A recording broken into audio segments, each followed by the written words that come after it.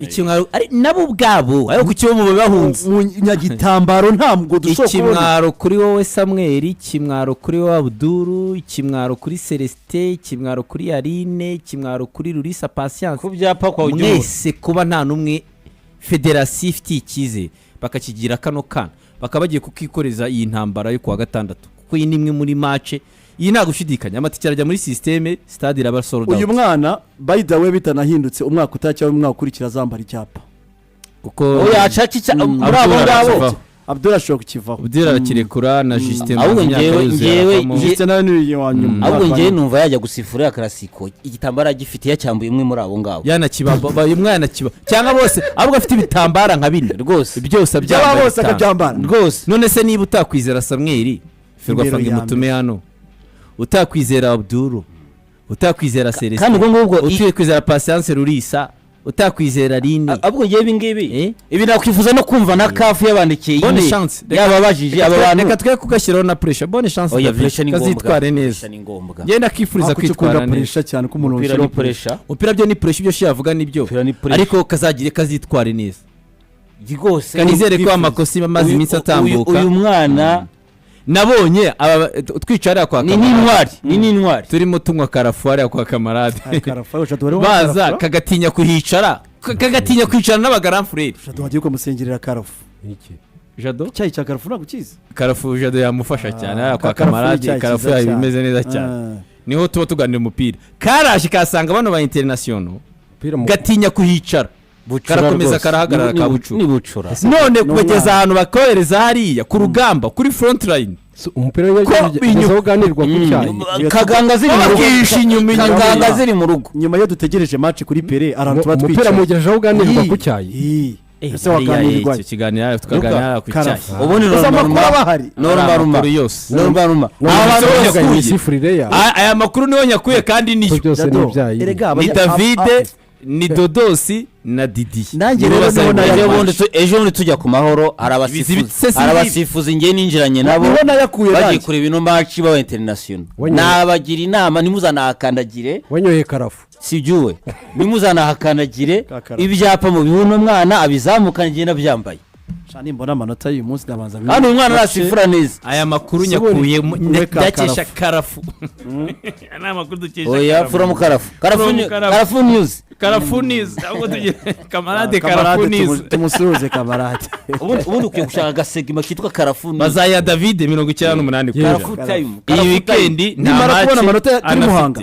ndarukira muri karafu gato wowe harya wekera ugomba gukora sidiki aya dushakira kanye bita karafu time uvuga amakuru ya dorega bazaya David 98% nta match anafite arakoze David Dodos Didier 98% nabo ubona amakuru avuye muri karafu wayakurayo karafu news izi tukuze umufana wa karafu mo changamoto washyize zuzu umufana wa karafu nuko twishakira amazina abari abarangiza bakarafu Amerika manzi dore tugeze mu karafu umwanya wa karafu n'abafana nabonye na etat major ya Marine nayo tuba turi kumwe ari Patrick Cherera abanyamupira bose baba ari kuri karafu ari karafura y'umwa ukagenda ufite changamoto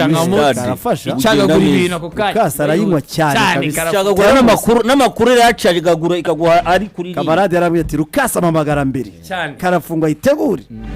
ni icyayi kamarade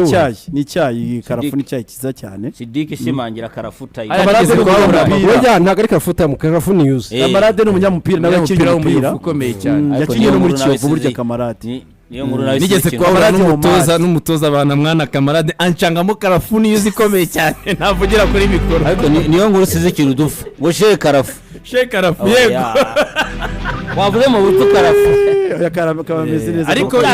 ibitambara byo byibuze ni mpuzamahanga ya karafu yakobereye ruka oya karafu ni iryawe ibitambara ni mpuzamahanga urumva nayo nabyumviye kuri karafu nibazaga icyabaye ku mupira w'inyarugenge habayeho karafu oya urumva Jadara agenda ugahura n'abanyamupira karafu ni cyayi nzuri nyekundu nzuri kwa hafi ni cyayi cyiza cyane abakizi barakizi cyane so nibyo ngibyo rero turi kumwe na ICPA muri rusange ushaka rero kwiyugura ku masomo anyura cyane ku CPA CIT ntabwo bisaba kuba warize amasomo y'ibarushamari mu mashuri yo hasi wegana ikipara abayandikishije kare baratangiye indi intake irakurikira mu kwezi kwa munani. Umupira wacu wa mushanga moto nyinshi cyane ubu ngubu indi ntambara mu cyiciro cya kabiri ni bande babiri bazamuka ariko harimo n'akandi kantu ko kureba ni kino kintu mugisuzugure. Ejo tugomba kubaza ubuyobozi bwa APR kuko ibivugwa ko batazakira igikombe cya shampiyona nibyo batazakira ariko ejo ntabwo bahabwa igikombe. Itegeko rya Rwanda Premier League rivuga ko uhabwa igikombe ku mukino ukurikira uwo watsindiye igikombe. Ariko ari Hilal yaragihawe, ari Hilal baragihawe barenze kubera ko hari irindi tegeko rikugonga. Umudari n'igikombe bishyikirizwa umuntu byibuze wakinnye imikino 20% muri BK Pro League. Buriya niyo mpamvu ari Hilal bahise bayiha igikombe ako kanya kubera ko yari igiye kugenda igasiga utwana tutigeze dukina 20% y'imikino ya BK Pro League. Ntabwo bari kubona abo bazaha igikombe ko bagiye muri Sudani, bagiye gukina shampiyona yo muri Sudani. Bafite na match uyu munsi. Bafite na match uyu munsi. Ari Emerike rayitsinze nabonye president. Urani president? President y'igihugu General Bohali. Sinzi wamujena nigeze kubona za mu Rwanda. Nabonye yari match. Yes n'abakiriye. Rero ubwo kuri APR ejo ni itsinda yagakwiye guhabwa igikombe match ikurikiyeho. Nukubaza rero tukamenya kuri APR ejo nukubaza abafande niba ibyo bivugwa ari byo kubwo nabwo yaba ari cangamoto yabijemo muri BK Pro League. Bakakibabwira ati turakibaha irahita ikurikizaho Emereke kuri match ya Emereke ibabwiye iti nta gikombe tuzakira. Byaba aragashya gikombe nabonye batangiye kugipima cyajemo cangamoto batangiye no kugipima abasiri cyajemo cangamoto ye nabonye n'abantu bo muri APR b'abafana babatima keko duye igikombe ntacyo bivuze. Ega Sidiki tugiye gushyira imbaraga mu cyamahoro twifotoze kuri Rutsiro ejo Rutsiro ishatse ejo Rutsiro yazana babasifuzi bacanga nta kibazo bayibaye. Erega ikibazo noneho baze ejo mwapere bigaragaze. Ikibazo bacishemo twatugeri dutoya badukubite ejo nta kibazo Rutsiro si ngombwa ko bayiha international. Urabona iyo nkuru yo kuri Karafu uvuze kuri Chepesi bafite ikibazo ubundi none urakita ngo ikirega no harimo cangamoto ngo ni BK Pro League National Champions. Scott Badwise muri amatangazo baduhaye. Sawa. Ubona ko ariko ari ahantu nukubaza save ibyo nibiki nukubaza time Karafu time turayihaye topic Karafu news. So tugera kuri Karafu news iribwo byo nukubaza umuyobozi wa Rwanda Premier League nukubaza n'umuyobozi bwa APR bakatubwira niba koko ari byo kuko wa mugane makuru ya Karafu yegereye niyo mpamvu Rwanda Premier League yagitamva kuko yaje kwisanga ivuga itari gitwaza burudu y'igikombe iravuga itireka tugitange kuri ari Hilal bivugwa yuko ngo bari babwiye ati oya giye mwabidesize gutyo twebwe naho cyuzake bivugwa ariko ko nta federation rero nukubaza muri APR izakira igikombe cya champion. Izo institution za ruhago yacu nta nimwe nzi yari yimida afite abanyamategeko bananiwe kudoda utwo tuntu twose ngo aho ukebakeba hose usange bifunze tumenye ngo muri ruhago yacu abashyitsi badusuye tubakira uko nguko tumenye ngo bimeze gute ibyo bintu ayo mategeko mushinzwe yandi nayaye kuki buri gihe tugongwa nitubura situation buri sezi tugonga pa rapport y'amategeko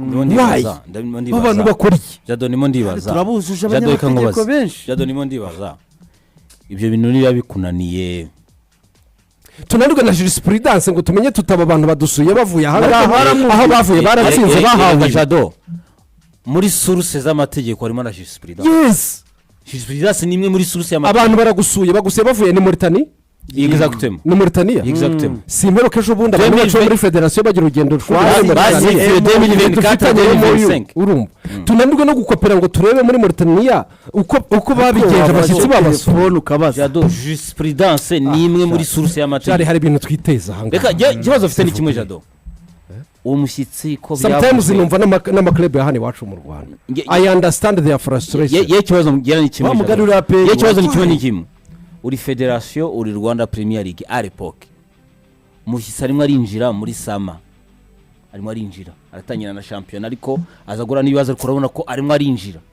ibyo birakunaniye kubidoda ngo bishyire ku murongo gutyo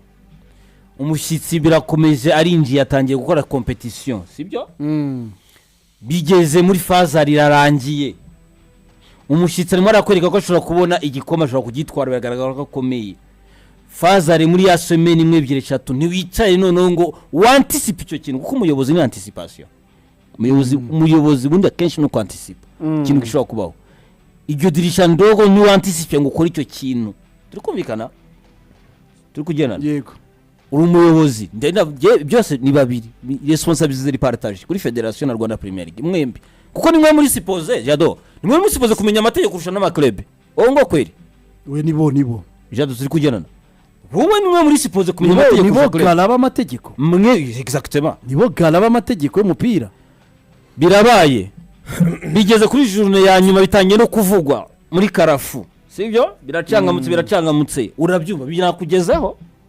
uri umuyobozi na declaration zirabaye declaration y'umuyobozi wa Federation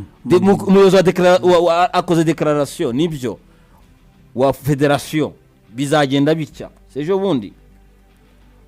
mu gitondo cyatubonye izindi tangazo birumvikanye ko mwicaye bigezeho none mutanga igikome